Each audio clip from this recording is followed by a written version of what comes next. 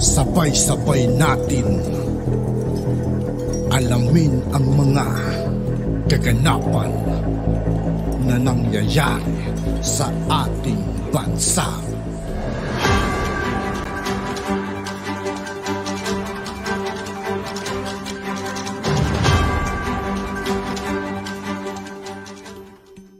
Yo, what's up mga kaibigan? This is I2K po again. Ngayon nandito ulit tayo sa channel ni Banat News Updates. Dito ulit tayo magbibigay ng komento at reaksyon. Kaya samahan nyo ako guys. Let's go! Diyan po sa secret deal na yan, agreement.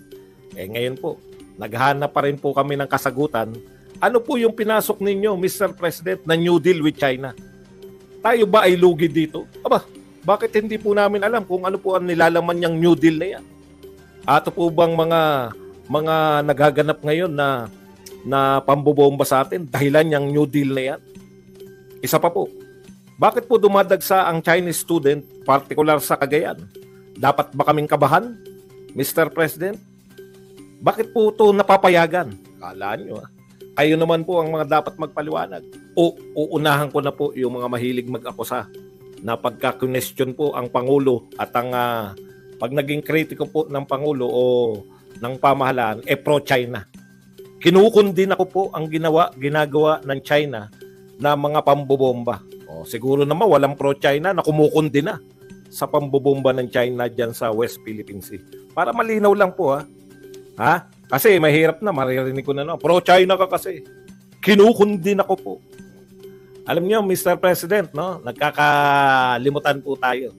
Nung sinabi niyo po na inamin ng Chinese Embassy na meron silang agreement with PRRD. Nagtatanong kayo, ano ba yung, bakit sikreto? Ano yung pinamigay niyo, Mr. President? Ito po, Mr. President. Hindi niyo pa rin po sinato, Ito ano yun lang po natin, ibalik lang po natin yung sinabi ng China. Same source. Alam nga namang iba pa ikot natin. Ang kinukot nyo po, kaya kayo naniniwala na merong agreement, yung Chinese Embassy. Di ikukot din namin. Kasi para fair, di ba? Hindi po pwedeng ikukot nyo lang tapos hindi nyo na paniniwalaan. Okay, the gentleman's agreement the Duterte administration has entered into with China has nothing to do with, according to spokesperson of the embassy, the reported agreement on BRP Sierra Madre at the Ayungin Shoal, which China calls Renai Jiao, is about managing the situation on the ground, maintaining peace and preventing conflict, and unrelated to the country's sovereign rights over the resource-rich water. Ayan. Sinasabi naman niya, Bongbong Marcos last week questioned his predecessor, former President Rodrigo Duterte, as to what compromised the secret agreement. Di ba? Sabi niya. Okay. He said he had 3 questions regarding the supposed agreement. Is there such an agreement? What was contained in it? And why it was made secret? Sagot po ng Chinese Embassy.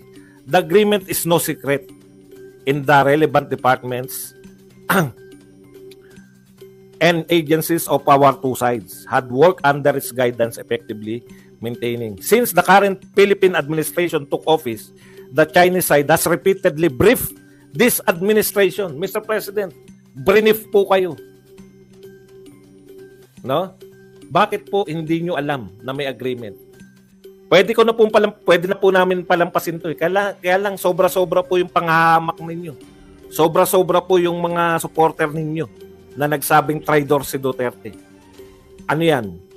Matapos na sabihan traidor, matapos palabasin traidor si Duterte, nung sinabi ng Chinese Embassy rin po yung kinot nyo na umamin na may agreement Ngayon, hindi nyo po sinasagot. Alam nyo po pala na may agreement. Bakit nyo po sinabi na sekreto? Na hindi nyo alam? Nakakalito po yan. Pinapahayag ninyo na hindi nyo alam. Quoting Chinese Embassy. Ngayon, Chinese Embassy nagsasabi, alam ninyo. Tapos mananahimik po tayo, Mr. President. Sino po sa inyo ng Chinese Embassy? Kinote nyo sila Ikalawa, ano po yung New Deal?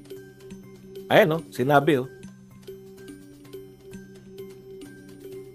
The spokesperson also said the envoy of the president to China for several concerns of the Philippines was invited to Beijing in September last year, wherein they had an internal understanding of situation and later resulted to a new model for the management of Ayungin Shoal. Kayo pala yung may new model na hindi namin alam. Ano po yung new model?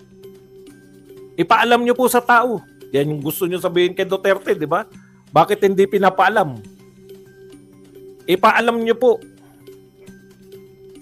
kung ano yung new model. Tatahimik lang tayo, Mr. President. Hindi nyo po ipapaliwanag. Hindi nyo po sasabihin na sinungaling yung China. Precisely yun po yung sinasabi ko nung una pa, Mr. President. Bakit po tayo naniniwala sa China? Di ba? Pagpabor sa kwento nyo na masiraan yung Duterte, paniwalaan natin yung China. Pag hindi pabor, tumahimik muna tayo. Tahimik na lang.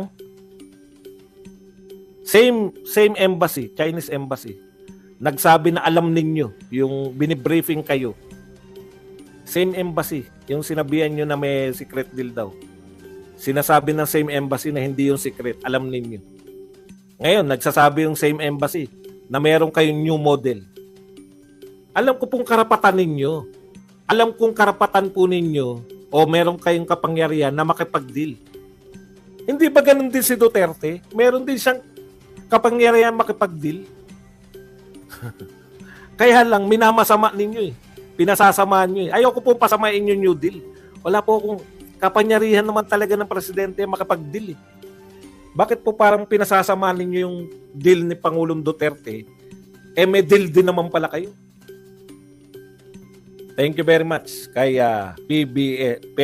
PBS Sagun sa $10 na pangkape.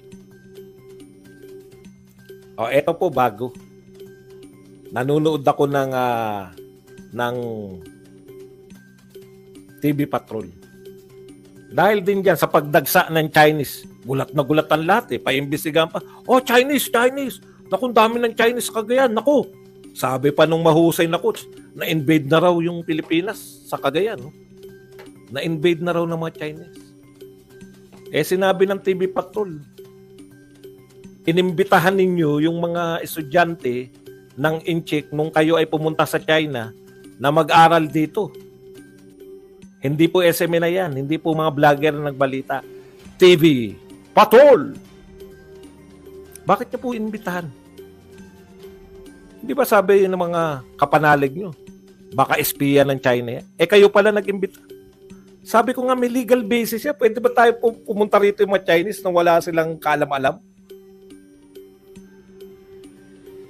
Yung pala pumirma pala si Pangulong Marcos, kasunduan kay Xi Jinping sa China para pumasok dito yung mga Chinese.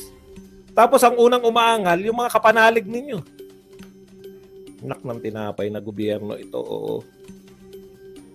Aangal yung mga kapanalig. China. Nariyan ng China sa Cagayan.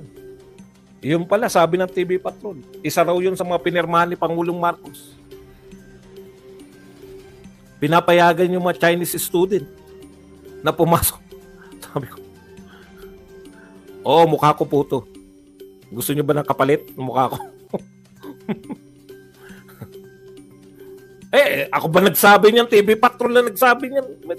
Kahit po umangal kayo sa akin, hindi ko po alam yan. Wala po ako dun. Yung state visit daw ni Pangulong Marcos dyan sa China, ayon sa TV Patrol, pumirma siya ron na yung mga university, kaya nga po may mga incheck pala rito sa Cagayan.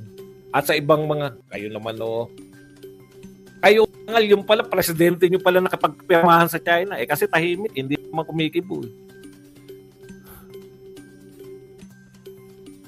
Wala naman palang problema. Nakipagkasunduan pala. Hindi ko po sinasabing mali ang makapagkasunduan. Nakipagkasunduan tayo. Siya po yung otoridad sa foreign relations. Ang problema, bakit yung mga kapanalig nyo yung umangal? Dapat nga kami umangal. Ay, nako.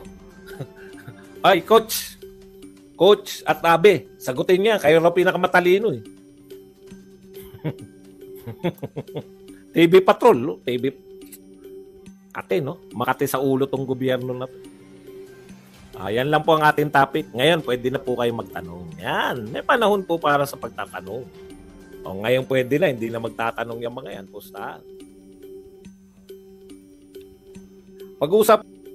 At yun nga po mga kaibigan, dito po nagtatapos ang ating reaction video. Muli ako po si I2K ng Sundalo ng Dunggalo. Maraming salamat sa patuloy na pagsuporta. Yeah, peace out.